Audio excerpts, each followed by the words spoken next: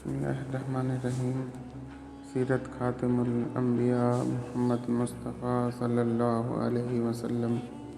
عنوان: زمزم کی کھدائی۔ حضرت ابراہیم علیہ السلام کے بیٹے حضرت اسماعیل علیہ السلام کے 12 بیٹے تھے۔ ان کی نسل اس قدر ہوئی کہ مکہ مکرمہ میں نہ سما سکی اور پورے حجاز میں پھیل گئی۔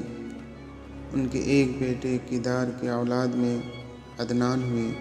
عدنان کے بیٹے معد اور پوتے کا نام نجار تھا۔ نجار کے 4 بیٹے تھے، ان میں سے ایک کا نام مضر تھا۔ مضر کی نسل سے قریش بن مالک پیدا ہوئے، یہ فہر بن مالک بھی کہلائے۔ قریش کی اولاد بہت ہوئے اور وہ مختلف قبیلے میں بٹ گئی۔ ان کی اولاد سے قصی نے اقتدار حاصل کیا۔ قصی کے آگے 3 بیٹے ہوئے، ان میں سے ایک عبد مناف تھے، جن کی اگلی نسل میں ہاشم پیدا ہوئے۔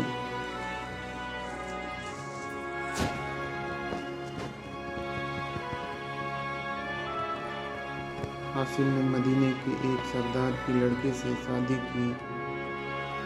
ان کے یہاں ایک لڑکا پیدا ہوا، اس کا نام شیبہ رکھا گیا۔ یہ پیدا ہی ہوئے تھے کہ ہاشم کا انتقال ہو گیا۔ ان کے بھائی مطلب مکہ کے حاکم ہوئے۔ ہاشم کا بیٹا مدینہ منورہ میں پرورش پاتا رہا۔ جب مطلب کو معلوم ہوا کہ وہ جوان ہو گیا ہے تو بھتیجے کو لینے کے لیے خود مدینہ گئے۔ اسے لے کر مکہ مکرمہ پہنچے تو لوگوں نے خیال کیا کہ یہ نوجوان ان کا غلام ہے۔ مطلب نے لوگوں کو بتایا، یہ ہاشم کا بیٹا اور میرا بھتیجا ہے۔ اس کے باوجود لوگوں نے اسے مطلب کا غلام ہی کہنا شروع کر دیا۔ اس طرح شیبہ کو عبد المطلب کہا جانے لگا۔ انہیں عبد المطلب کے یہاں ابو طالب، حمزہ، عباس، عبداللہ، ابو لہب، حارث، زبیر، زرار اور عبد الرحمن پیدا ہوئے۔ ان کے بیٹے عبداللہ سے ہمارے نبی حضرت محمد مصطفیٰ صلی اللہ علیہ وسلم پیدا ہوئے۔ عبد المطلب کے تمام بیٹوں میں حضرت عبداللہ سب سے زیادہ خوبصورت اور پاک دامن تھے۔ عبد المطلب کو خواب میں زمزم کا کنواں کھودنے کا حکم دیا گیا، یعنی حضرت اسماعیل علیہ السلام کے کنویں کو۔ اس کنویں کو قبیلہ جرہم کے سردار مجاز نے بھر دیا تھا۔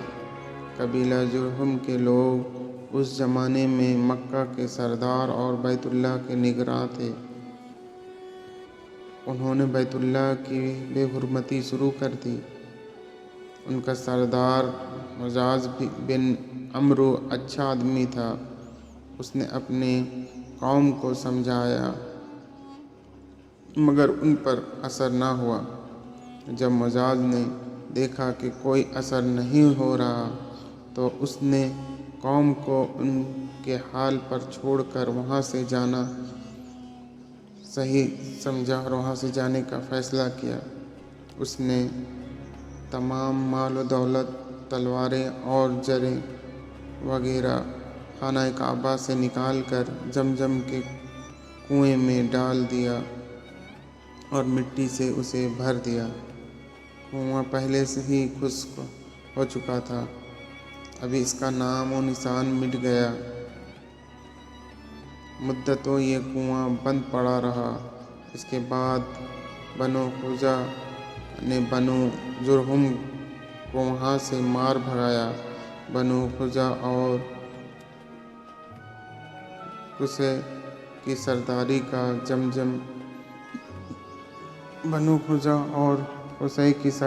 کا زمانہ اسی حالت میں گزر इसी हालत में गुजरा और कुआं बंद रहा, यहाँ तक कि अब्दुल मुत्तलिब का ज़माना आ गया। उन्होंने ख्वाब देखा जिसमें उन्हें जमजम की जगह दिखाई गई और खोदने का हुक्म दिया गया। हज़रत अली रज़ियल्लाहु तआला अन्हु से रिवायत है कि अब्दुल मुत्तलिब ने बताया, मैं हजर अस्वद के मकाम पर सो रहा था कि मेरे पास एक आने वाला आया। उसने मुझसे कहा, तैबा को खोदो। मैंने पूछा, तैबा क्या है? मगर वो कुछ बताए बगैर चला गया। दूसरी रात फिर वही शख्स आया और कहा, बर्रा को खोदो।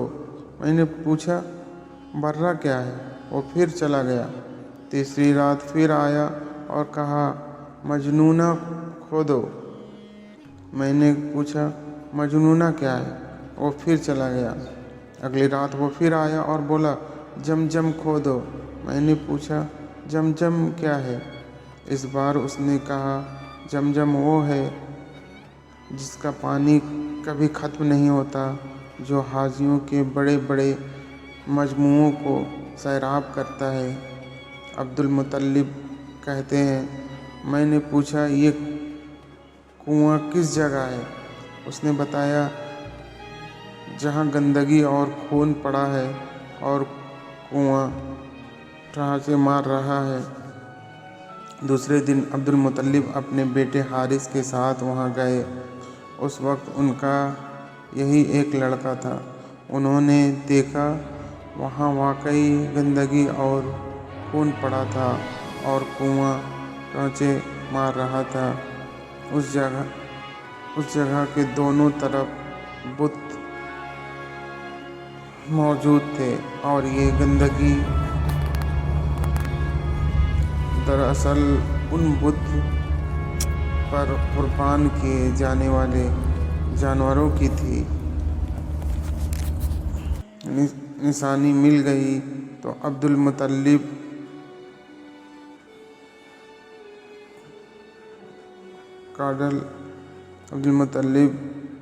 काडल ले आए, मगर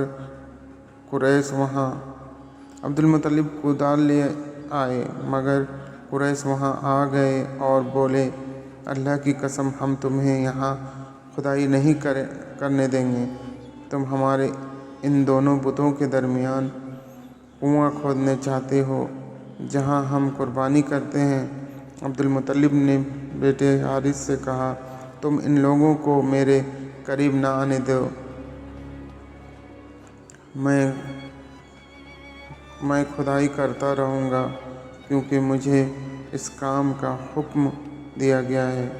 कुरैश ने जब देखा कि वो बाज नहीं आएगा तो रुक गए। खुदाई शुरू हुई तो जल्द ही कुएं का असर नज़र आने लगा। यह देखकर उन्होंने अल्लाहु अकबर का नारा लगाया और पुकार उठे, ये देखो, इस्माइल अलैहिस्सलाम की तामीर है। कुरैश ने जब देखा कि कुआं मिल गया है तो कहने लगे, अब्दुल मुत्तलिब, अल्लाह की कसम, ये हमारे बाप इस्माइल अलैहिस्सलाम का कुआं है और इस पर हमारा भी हक है। हम इसमें तुम्हारे शरीक होंगे। अब्दुल मुत्तलिब ने कहा, मैं तुम्हें इसमें शरीक नहीं कर सकता, ये मुझे अकेले का हुक्म दिया गया है। कुरैश बोले, फिर हम तुमसे झगड़ा करेंगे। अब्दुल मुत्तलिब ने कहा, किसी से फैसला करवा लो। उन्होंने बनो साद की एक काहिना औरत से फैसला कराना मंजूर किया, जो मुल्क शाम के इलाके में रहती थी। सब वहाँ के लिए निकल पड़े। रास्ते में एक बयाबान मैदान आया जहाँ पानी ख़त्म हो गया। सब प्यास से बेहाल हो गए और मौत का यकीन हो गया। दूसरे कबीलों ने अब्दुल मुत्तलिब वालों को पानी देने से इनकार कर दिया। عبد المطلب جب اپنے سواری پر بیٹھنے لگے تو جو ہی سواری اٹھی اس کے پاؤں کے نیچے سے پانی کا چشمہ ابل پڑا۔ سب نے خوب پانی پیا اور مشکیزیں بھر لیے۔ عبد المطلب نے قریش کے دوسرے لوگوں سے بھی کہا کہ تم بھی پی لو۔ پانی پینے کے بعد وہ بولے، اللہ کی قسم اے عبد المطلب، یہ تو تمہارے حق میں فیصلہ ہو گیا۔ اب ہم زمزم کے بارے میں تم سے کبھی جھگڑا نہیں کریں گے۔ جس ذات نے تمہیں اس بیابان میں سیراب کر دیا وہی تمہیں زمزم سے بھی سیراب کرے گا۔ چلو وہاں واپس چلیں۔ واپس آ کر عبد المطلب نے پھر کھدائی شروع کی تو اندر سے مال و دولت، تلواریں اور زریں نکل آئیں۔ قریش نے پھر حصہ مانگا تو عبد المطلب نے قرعہ ڈرا کروایا۔ مال و دولت کعبہ کے نام نکلا، تلواریں عبد المطلب کے نام اور قریش کے نام کچھ نہ نکلا۔ عبد المطلب نے کعبہ کے دروازے کو سونے سے سجا دیا۔ زمزم کی کھدائی سے پہلے عبد المطلب نے دعا مانگی تھی، اے اللہ، اس کی کھدائی مجھ پر آسان کر دے۔ میں اپنا ایک بیٹا تیرے راستے میں ذبح کروں گا۔ جب کنواں نکل آیا تو انہیں خواب میں حکم دیا گیا، اپنی منت پوری کرو، یعنی ایک بیٹا کو ذبح کرو۔ کیا آپ مزید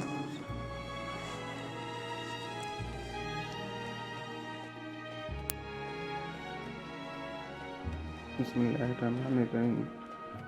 سیرت خاتم الانبیاء محمد مصطفیٰ صلی اللہ علیہ وسلم۔ عنوان 100 اونٹوں کی قربانی۔ عبد المطلب کو یہ حکم اس وقت دیا گیا جب وہ اپنی منت بھول چکے تھے۔ پہلے خواب میں ان سے کہا گیا، منت پوری کرو۔ انہوں نے ایک مینڈھا ذبح کر کے غریبوں کو کھلا دیا۔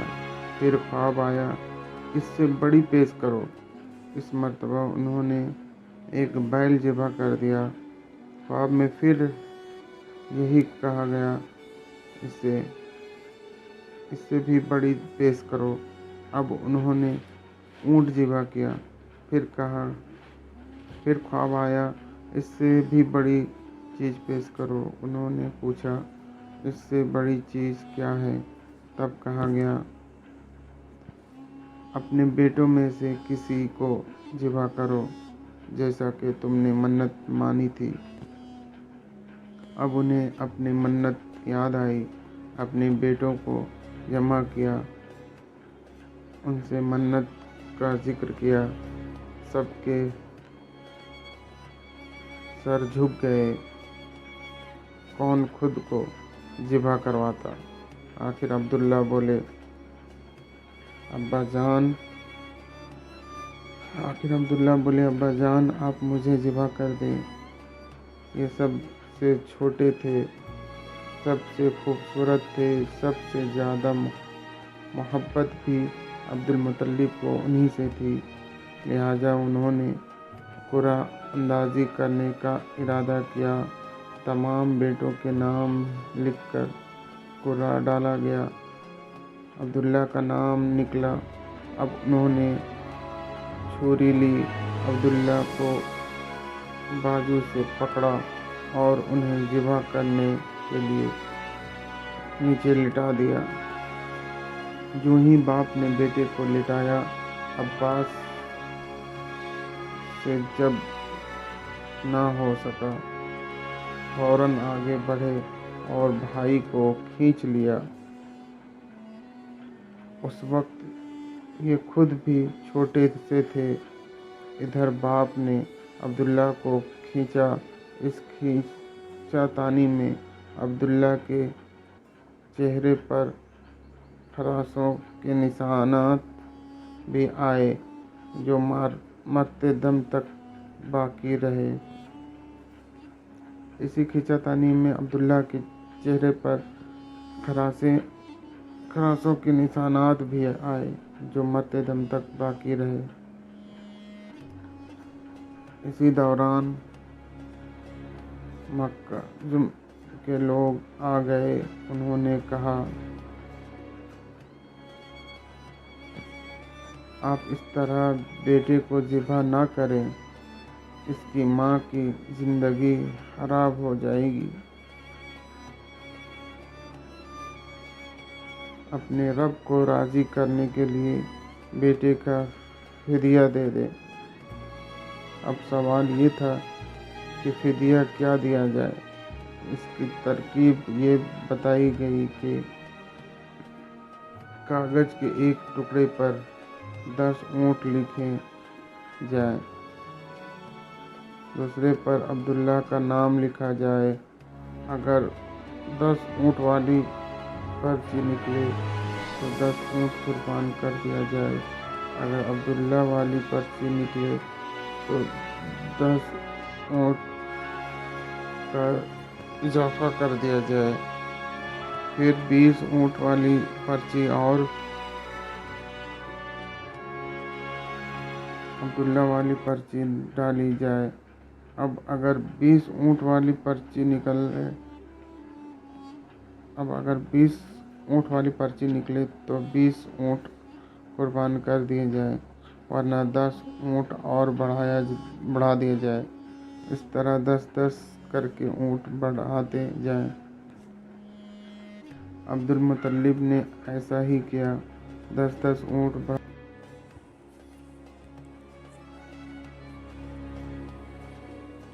بسم اللہ الرحمن الرحیم۔ سیرت خاتم الانبیاء محمد مصطفیٰ صلی اللہ علیہ وسلم۔ عنوان: ماہ نبوت طلوع ہوا۔ The moon of prophethood rose. The moon of prophethood rose. حضرت ابن عباس رضی اللہ تعالیٰ عنہ کہتے ہیں کہ حضور نبی کریم صلی اللہ علیہ وسلم اس دنیا میں تشریف لائے تو آپ کی انوار نال امبلیکل کورڈ کٹی ہوئی تھی۔ حضرت ابن عباس رضی اللہ تعالیٰ عنہ کہتے ہیں،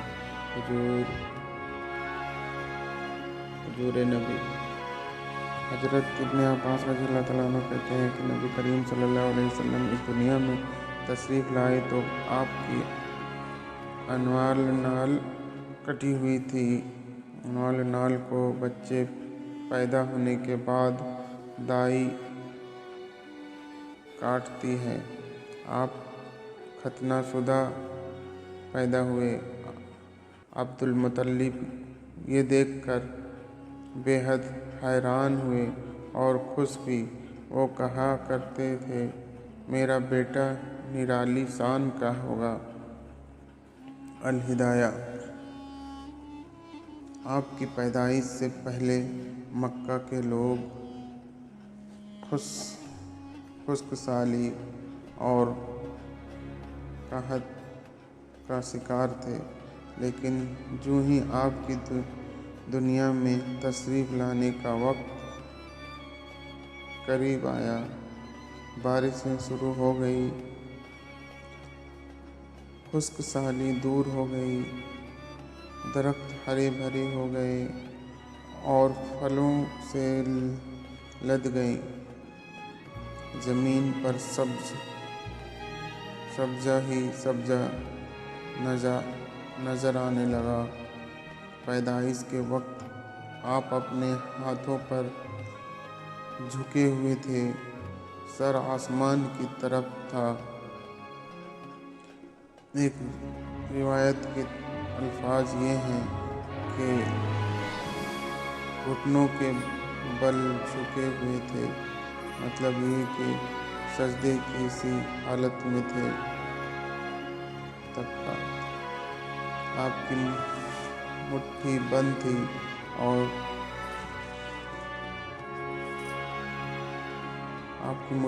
تھی اور شہادت کی انگلی اٹھی ہوئی تھی، جیسے کہ ہم نماز میں اٹھتے ہیں۔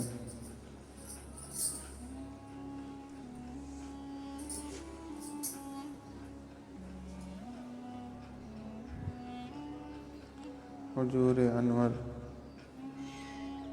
مصطفیٰ صلی اللہ علیہ وسلم فرماتے ہیں، جب میری والدہ نے مجھے جنم دیا تو ان سے ایک نور نکلا۔ اس نور سے شام سیریا کے محلات جگمگا اٹھے۔ آپ صلی اللہ علیہ وسلم کی والدہ سیدہ آمینہ فرماتی ہیں، محمد صلی اللہ علیہ وسلم کی پیدائش کے وقت ظاہر ہونے والے نور کی روشنی میں مجھے بصریٰ میں چلنے والے اونٹوں کی گردنیں تک نظر آئیں۔ علامہ سہیل رحمۃ اللہ علیہ نے لکھا ہے کہ جب آپ پیدا ہوئے تو آپ نے اللہ کی تعریف کی۔ ایک روایت میں یہ الفاظ آیا ہے، اللہ اکبر کبیرہ والحمد للہ کثیرہ وسبحان اللہ بکرۃ وأصیلا۔ اللہ تعالیٰ سب سے بڑا ہے، اللہ تعالیٰ کی بے حد تعریف ہے، اور میں صبح و شام اللہ کی پاکی بیان کرتا ہوں۔ آپ کی ولادت کس دن ہوئی، اس بات پر سب کا اتفاق ہے کہ وہ پیر کا دن تھا۔ آپ صبح فجر طلوع ہونے کے وقت دنیا میں تشریف لائے۔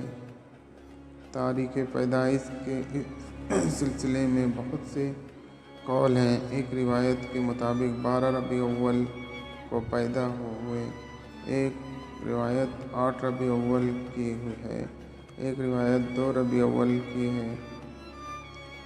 اس سلسلے میں اور بھی بہت سی روایات ہیں۔ زیادہ تر مورخین کا خیال ہے کہ آپ 8 ربیع الاول کو پیدا ہوئے۔ تقویم کے حساب سے جب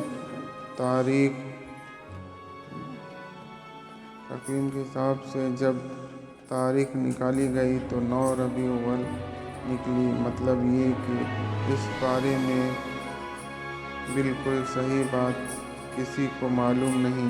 اس پر سب کا اتفاق ہے کہ مہینہ ربیع الاول کا تھا اور دن پیر کا۔ یہ بھی کہا جاتا ہے کہ آپ کو پیر کے دن ہی نبوت ملی۔ پیر کے روز ہی آپ نے مدینہ منورہ کی طرف ہجرت فرمائی اور پیر کے روز ہی آپ کی وفات ہوئی۔ آپ عام الفیل میں پیدا ہوئے، یعنی ہاتھیوں والے سال میں۔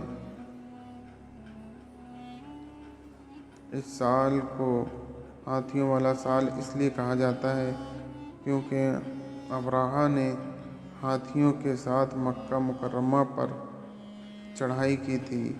آپ کی پیدائش اس واقعے کے کچھ ہی دن بعد ہوئی تھی۔ واقعہ کچھ اس طرح ہے کہ ابرہہ یمن کا عیسائی حاکم تھا۔ حج کے دنوں میں اس نے دیکھا کہ لوگ بیت اللہ کا حج کرنے جاتے ہیں۔ اس نے اپنے لوگوں سے پوچھا، یہ لوگ کہاں جاتے ہیں؟ اسے جواب ملا، بیت اللہ کا حج کرنے کے لیے مکہ جاتے ہیں۔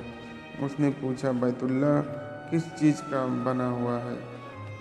اسے بتایا گیا، پتھروں کا ہے۔ اس نے پوچھا، اس کا لباس کیا؟ بتایا گیا، ہمارے یہاں سے جو دھاری دار کپڑا جاتا ہے اس سے اس کی پوشاک تیار ہوتی ہے۔ ابرہہ عیسائی تھا۔ ساری بات سن کر اس نے کہا، مسیح کی قسم، میں تم لوگوں کے لیے اس سے اچھا گھر تعمیر کروں گا۔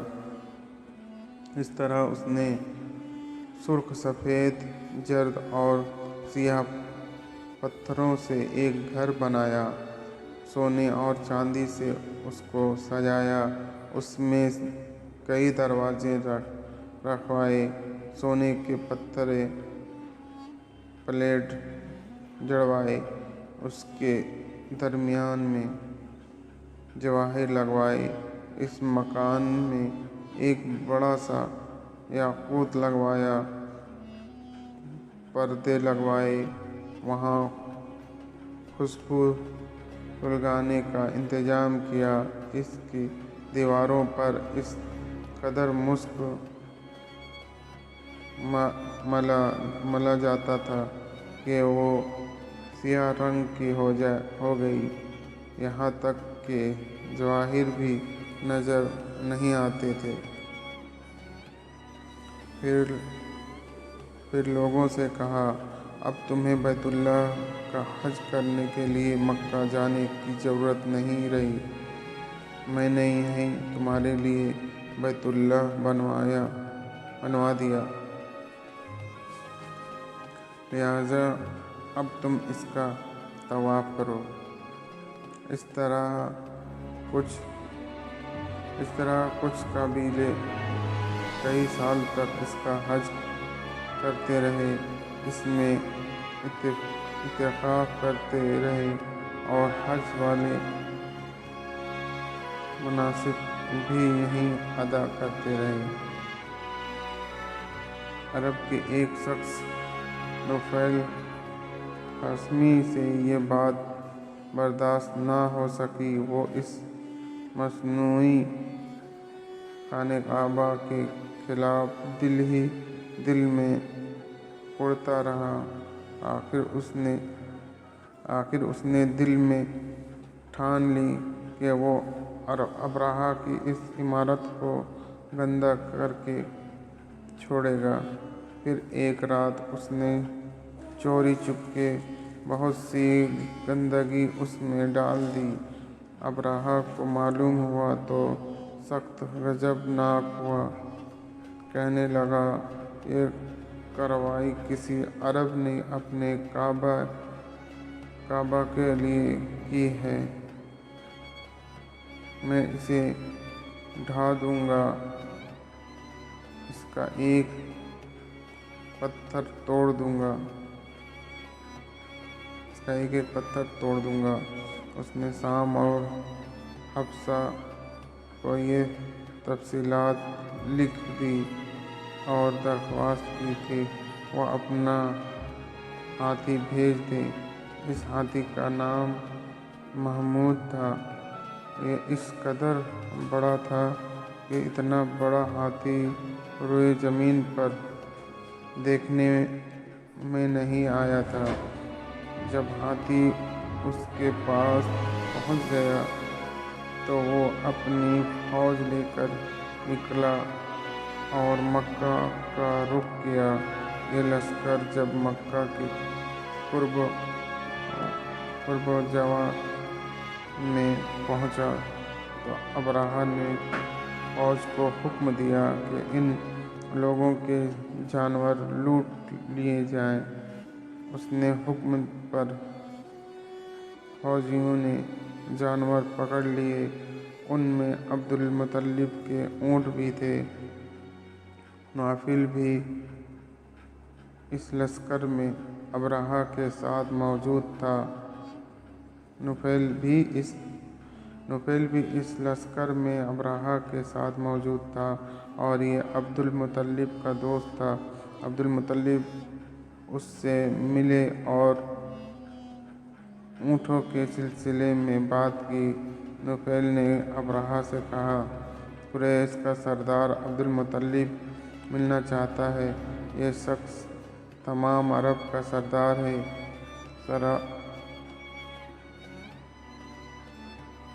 شرف اور بزرگی اسے حاصل ہے۔ شرف اور بزرگی اسے حاصل ہے۔ لوگوں میں اس کا بہت بڑا اثر ہے۔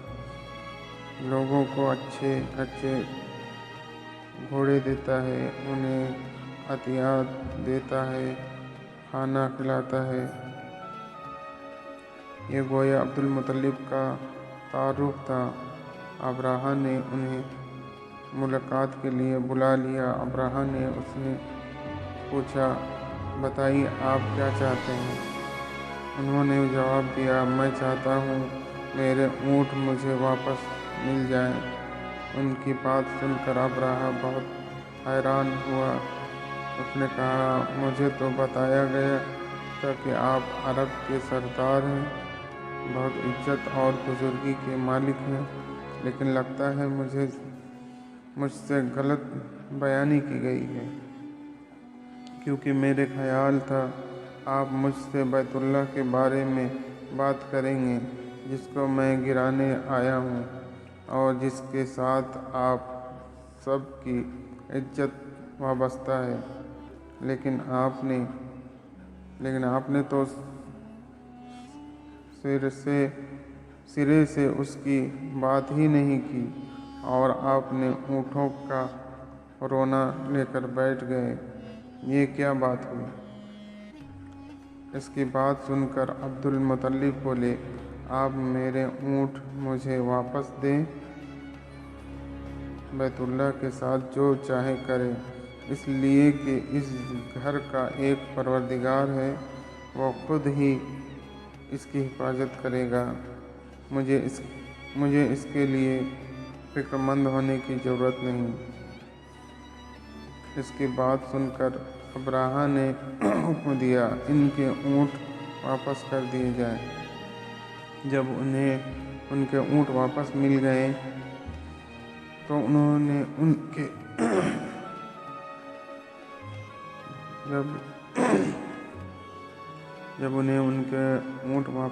گئے تو انہوں نے ان کے ساموں پر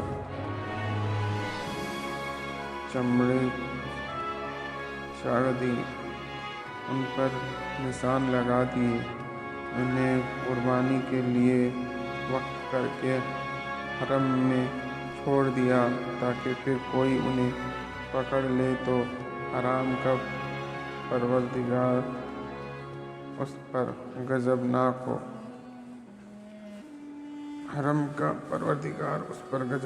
ہو۔ پھر عبد المطلب حرا پہاڑ پر چڑھ گئے۔ ان کے ساتھ ان کے کچھ دوست تھے۔ انہوں نے اللہ سے درخواست کی، اے اللہ، انسان اپنے سامان کی حفاظت کرتا ہے، تو اپنے سامان کی حفاظت کر۔ ادھر سے ابرہہ اپنا لشکر لے کر آگے بڑھا۔ وہ خود ہاتھی پر سوار لشکر کے درمیان موجود تھا۔ ایسے میں اس کے ہاتھی نے آگے بڑھنے سے انکار کر دیا۔ وہ زمین پر بیٹھ گیا۔ ہاتھی بانوں نے اسے اٹھانے کی کوشش کی، لیکن وہ نہ اٹھا۔ انہوں نے اس کے سر پر ضربیں لگائیں، آکش چبھوئی، مگر وہ کھڑا نہ ہوا۔ کچھ سوچ کر انہوں نے اس کا رخ یمن کی طرف کیا تو وہ فوراً اس طرف چلنے لگا۔ اس کا رخ پھر مکہ کی طرف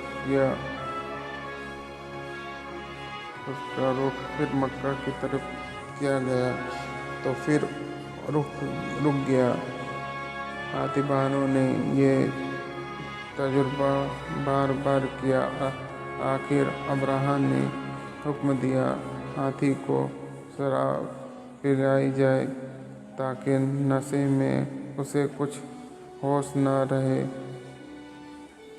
رہ جائے اور ہم اسے مکہ کی طرف آگے بڑھا سکیں۔ چنانچہ اسے شراب پلائی گئی لیکن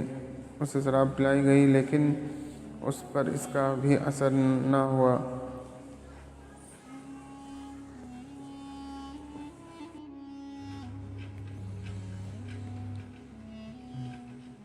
سیرت خاتم الانبیاء محمد مصطفیٰ صلی اللہ علیہ وسلم۔ عنوان: ابرہہ کا انجام۔ ابرہہ کے ہاتھی کو اٹھانے کی مسلسل کوشش جاری تھی کہ اچانک سمندر کی طرف سے ان کی طرف اللہ تعالیٰ ابابیلوں کو بھیج دیا۔ وہ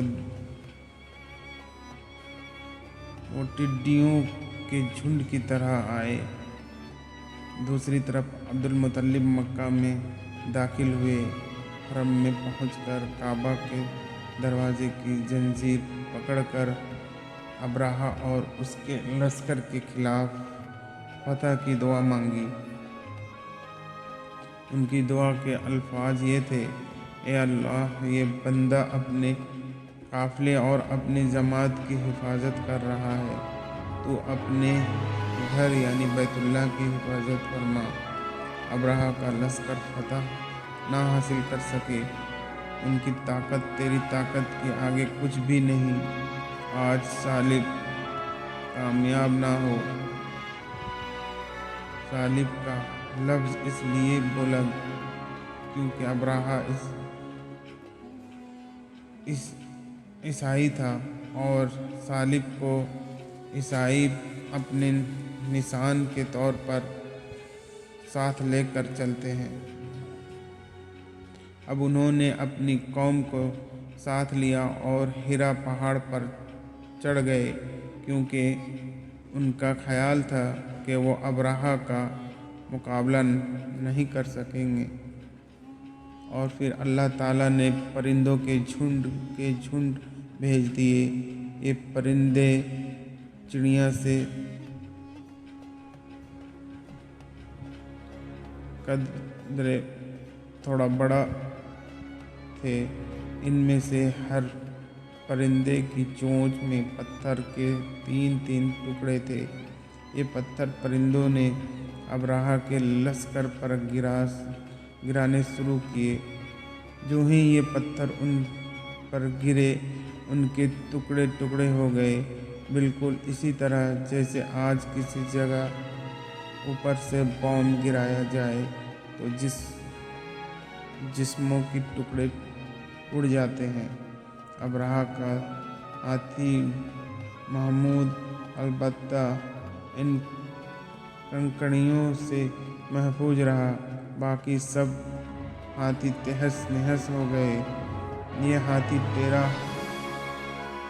عدد تھے، سب کے سب کھائے ہوئے بھوسے کے مانند ہو گئے، جیسا کہ سورہ الفیل میں آتا ہے۔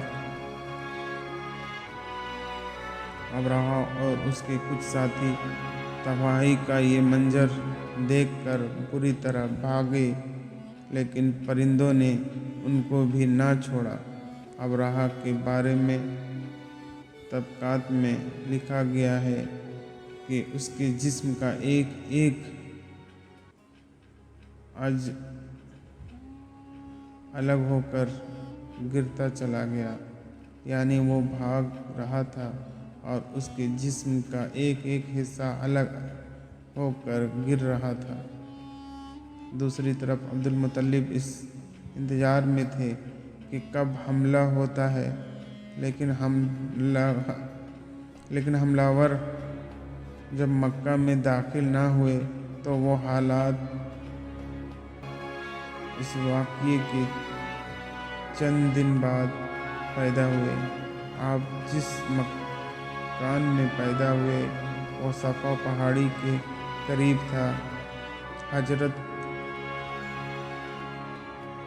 کعب احبر رضی اللہ تعالیٰ عنہ روایت کرتے ہیں کہ کہ میں نے تورات میں پڑھا تھا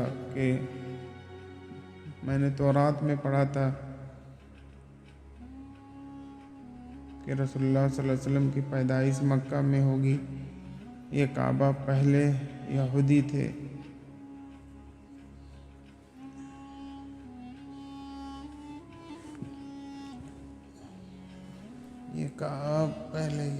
تھے۔ اس لیے تورات پڑھا کرتے تھے۔ دنیا میں آتے ہی حضور اکرم صلی اللہ علیہ وسلم روئے۔ حضرت عبد الرحمن بن عوف رضی اللہ تعالیٰ عنہ کی والدہ کہتی ہیں کہ جب حضرت آمنہ کے یہاں ولادت ہوئی تو میں وہاں موجود تھی۔ آپ صلی اللہ علیہ وسلم میرے ہاتھوں میں آئے۔ یہ غالباً دائی تھی، ان کا نام صفا تھا۔ فرماتی ہیں جب آپ میرے ہاتھوں میں آئی تو روئے۔ آپ کے دادا عبد المطلب کو آپ کی ولادت اطلاع دی گئی۔ وہ اس وقت خانہ کعبہ کا طواف کر رہے تھے۔ اطلاع ملنے پر گھر آئے، بچے کو گود میں لیا۔ اس وقت آپ کی والدہ نے ان سے کہا، یہ بچہ عجیب ہے، سجدے کی حالت میں پیدا ہوا ہے، یعنی پیدا ہوتے ہی اس نے پہلے سجدہ کیا، پھر سجدہ سے سر اٹھا کر انگلی آسمان کی طرف اٹھائی۔ عبد المطلب نے آپ کو دیکھا، اس کے بعد آپ کو کعبہ میں لے آئے، آپ کو گود میں لیے رہے اور طواف کرتے رہے، پھر واپس لا کر حضرت آمنہ کو دیا۔ آپ کو عرب کے دستور کے مطابق ایک برتن سے ڈھانپا گیا، لیکن وہ برتن ٹوٹ کر آپ کے اوپر سے ہٹ گیا۔ اس وقت آپ اپنا انگوٹھا چوستے نظر آئے۔ اس موقع پر شیطان بری طرح چیخا۔ تفسیر ابن راد میں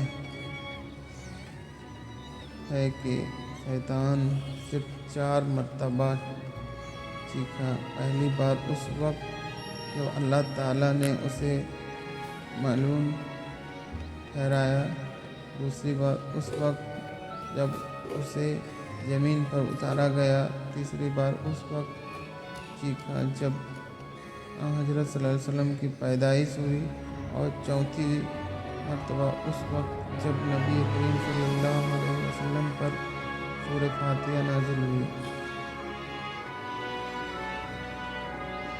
اس موقع پر حضرت حسن بن ثابت رضی اللہ تعالیٰ عنہ کہتے ہیں،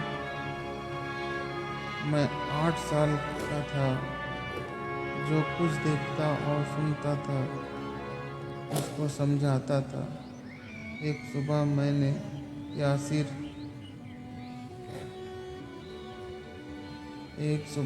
نے یثرب یعنی مدینہ میں ایک یہودی کو دیکھا۔ وہ ایک اونچے ٹیلے پر چڑھ کر چلا رہا تھا۔ لوگ اس یہودی کے گرد جمع ہو گئے اور بولے، کیا بات ہے، کیوں چلا رہے ہو؟ یہودی نے جواب دیا، احمد کا ستارہ طلوع ہو گیا ہے اور وہ آج رات پیدا ہو گئے ہیں۔ حضرت حسن بن ثابت رضی اللہ تعالیٰ عنہ بعد میں 60 سال کی عمر میں مسلمان ہوئے تھے اور 120 سال کی عمر میں وفات پائی۔ وہ شیر رسول کے نام سے مشہور ہوئے۔ حضرت کعب احبر رضی اللہ تعالیٰ عنہ فرماتے ہیں کہ میں نے تورات میں پڑھا ہے کہ اللہ تعالیٰ حضرت موسیٰ علیہ السلام کو حضرت صلی اللہ علیہ وسلم کی ولادت کے وقت کی خبر دے دی تھی۔ انہوں نے فرمایا تھا تمہارے نزدیک جو مشہور چمکدار ستارہ ہے، جب وہ حرکت میں آئے گا تو وہی وقت رسول اللہ صلی اللہ علیہ وسلم کی پیدائش کا ہوگا۔ حضرت عائشہ رضی اللہ عنہ سے روایت ہے کہ ایک یہودی عالم مکہ میں رہتا تھا۔ جب وہ رات آئی جس میں آپ صلی اللہ علیہ وسلم پیدا ہوئے تو اس نے قریش سے پوچھا کہ کیا آج کوئی بچہ پیدا ہوا ہے؟ لوگوں نے کہا ہمیں معلوم نہیں۔ اس نے کہا آج اس امت کا آخری نبی پیدا ہو گیا ہے۔ اس کے کاندھے کے پاس ایک علامت ہے، مہر نبوت، اور وہ 2 رات تک دودھ نہیں پیے گا۔ علامہ ابن حجر نے لکھا ہے کہ یہ بات درست ہے، آپ نے 2 دن تک دودھ نہیں پیا تھا۔ یہودی عالم نے جب یہ بات بتائی تو لوگ حیران ہوئے۔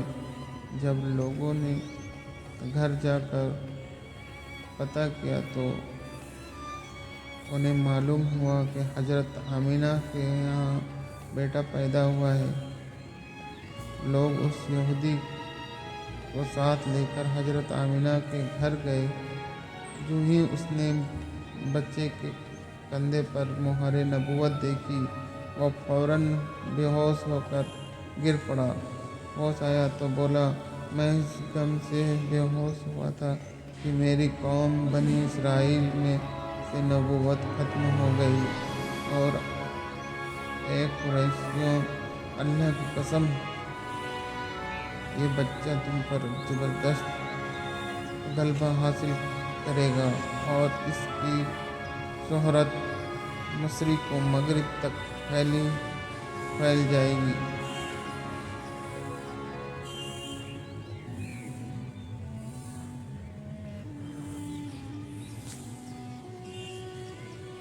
بسم اللہ الرحمن الرحیم۔ سیرت خاتم الانبیاء محمد مصطفیٰ صلی اللہ علیہ وآلہ وسلم کا ستارہ چمکا۔ ملک شام کا ایک یہودی ایس ملک سے کچھ فاصلے پر رہتا تھا۔ وہ جب بھی کسی کام سے مکہ آتا، وہاں کے لوگوں سے ملتا تو ان سے کہتا بہت قریب کے زمانے میں تمہارے درمیان ایک بچہ پیدا ہوگا، سارا عرب اس کے راستے پر چلیں گے، اس کے سامنے دلیل اور پست ہو جائے گا، وہ عزم اور اس کے شہروں کا بھی مالک ہو جائے گا۔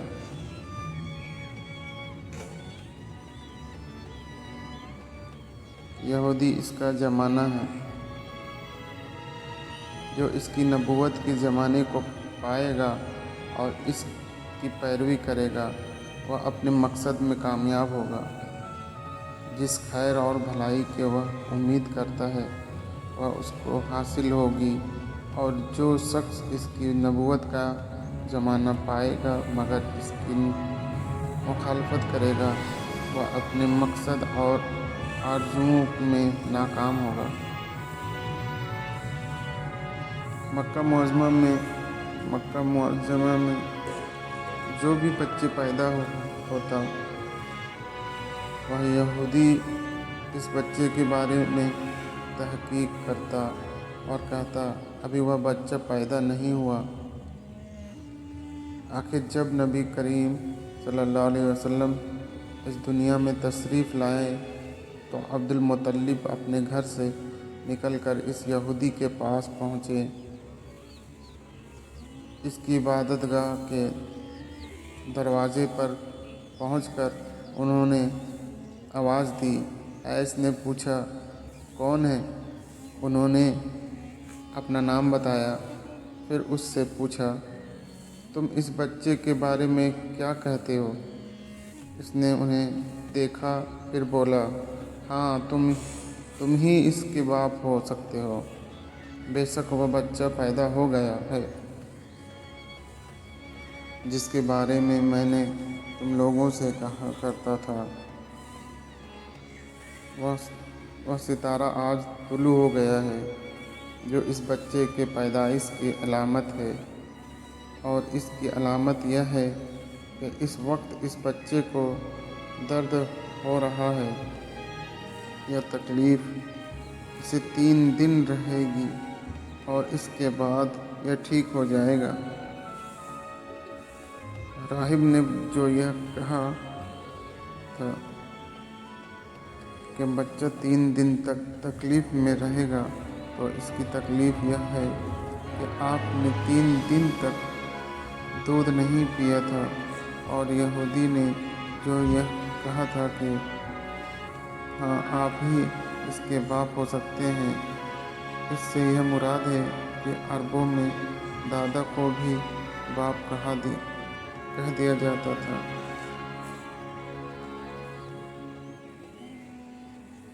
اور نبی کریم صلی اللہ علیہ وسلم نے ایک بار خود فرمایا تھا، میں عبد المطلب کا بیٹا ہوں۔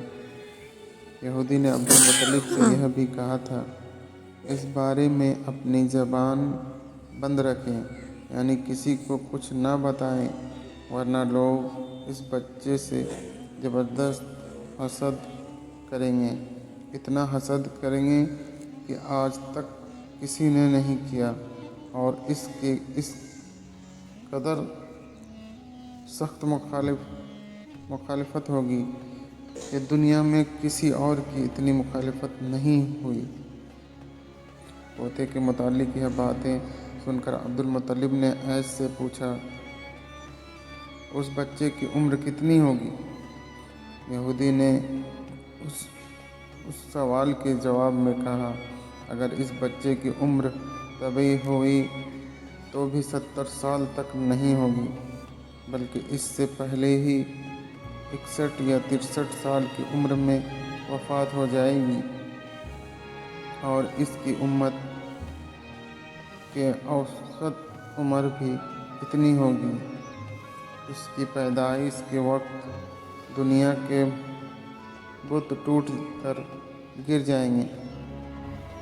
یہ ساری علامات اس یہودی نے گزشتہ انبیاء کی پیشن گوئیوں سے معلوم کی تھی، اور سب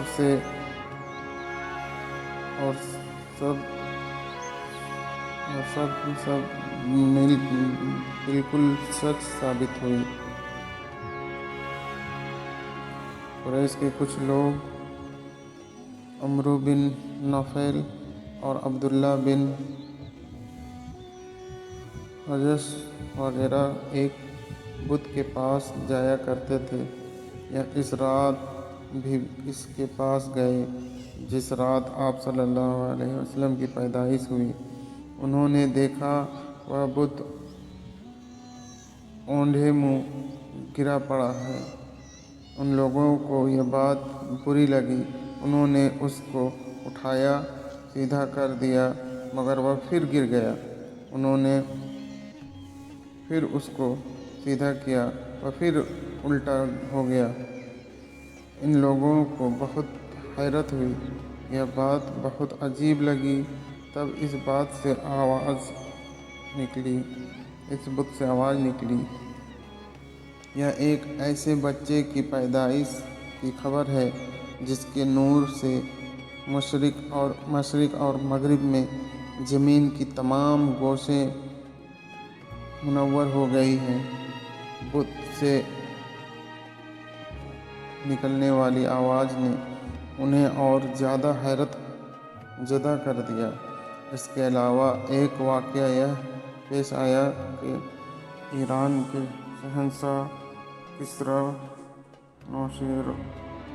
نوشیروان کا محل ہلنے لگا اور اس میں شگاف پڑ گئی۔ نوشیروان کا یہ محل نہایت مضبوط تھا، बड़े बड़े पत्थरों और चूने से तामीर किया गया था। इस वाक़े से पूरी सल्तनत में दहशत फैल गई। सगाफ पड़ने से खौफनाक आवाज़ भी निकली थी। महल के 14 कंगड़े टूट कर नीचे आ गिरे।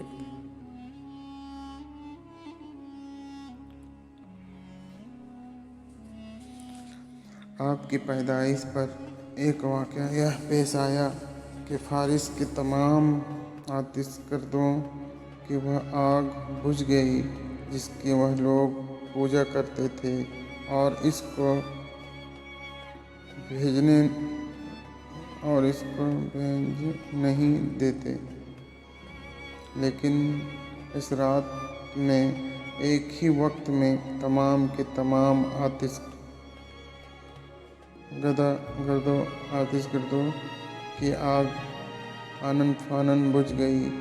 आग के बुझने वालों पूजने वालों में रोना पीटना मच गया।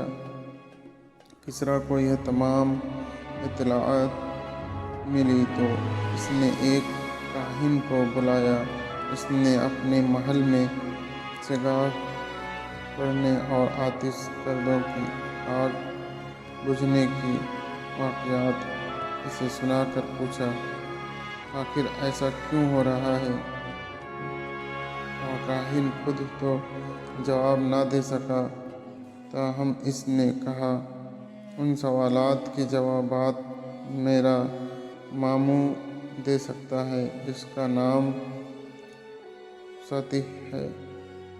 नौशेरों ने कहा, ठीक है, तुम जाकर इन सवालात के जवाबात लाओ। वह गया, सतीह से मिला, इसे यह वाक़यात सुनाई। इसने सुनकर कहा, एक आशा वाले नबी ज़ाहिर हो गए जो अरब और शाम पर छा जाएंगे और जो कुछ होने वाला है होकर रहेगा। इसने यह जवाब किसरा को बताया। उस वक्त तक किसरा ने दूसरे काहिनों से भी मालूमात हासिल कर ली थी।